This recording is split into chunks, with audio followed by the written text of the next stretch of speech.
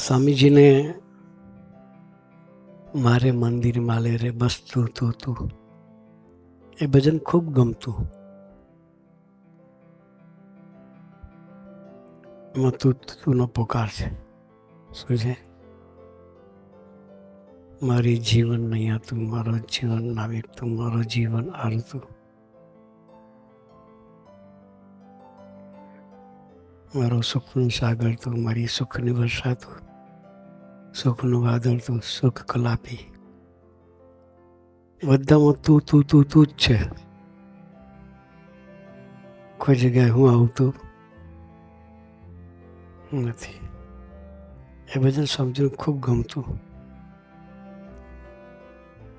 એક સ્વામીજી હરિસ્મૃતિમાં એ વખતે નામ અનિર્દેશ હતું. પછી સ્વામીજી નવું અનિર્દેશ થયું એટલે પેલું મકાનનું આપણે હરિસ્મૃતિ કર્યું. એ હરિસ્મૃતિમાં સ્વામીજી રહેતા હતા ત્યારે એક કાર્યકર્તાની મિટિંગ જેવું સ્વામીજી રાખેલું. પાછળ હોલમાં બધા કાર્યકર્તાઓ, સંતો, પોલીસના વડીલો બેઠા હતા.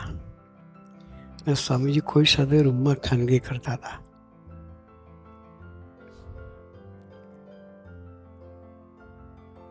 એટલે બધા કીર્તન ભક્તિની શરૂઆત કરી. એક બે ભજનો ગાયા. પછી તું તું તું વાળું ભજન ચાલુ થયું. એનું રહસ્ય અભિપ્રાય જે આપણી પાસે કરવા માગે છે એની વાત છે. સ્વામીજી ખાનગી કરતા હતા. એકાદી કડી ગવાય હશે ને ખાનગી પડતી મૂકીને સ્વામીજી સભામાં આવી ગયા.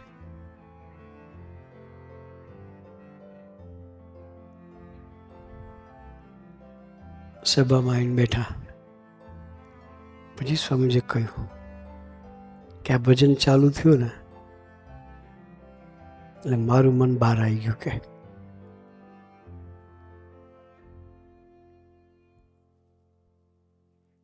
પછી બોલ્યા કે જ્યાં તું તું તું તુંનો પોકાર હોય ત્યાં દોડીને જવાનું મન થાય. કે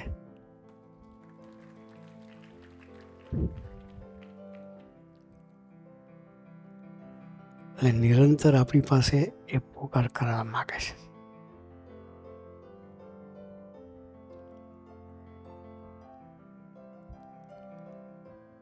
એટલે એવું ખાલી નહીં કે વિધમમાં સભા હોય ને ત્યાં તુંનું ભજન થતું હોય તો જાય.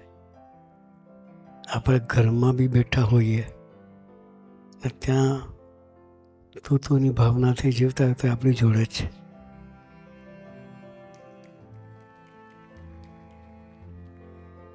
કોઈ લોકેશન કયું નથી. કોઈ બી લોકેશનમાં કોઈ બી ટાઈમે તમારો તુંનો પોકાર હોય તો તમારી જોડે હાજર થઈ જાય છે. એટલે કરુણાનિધિ છે. એટલે એને હાથે રાખવા હોય તો હુંમાંથી તુંમાં જવું પડે. એ આપણી સાધના છે.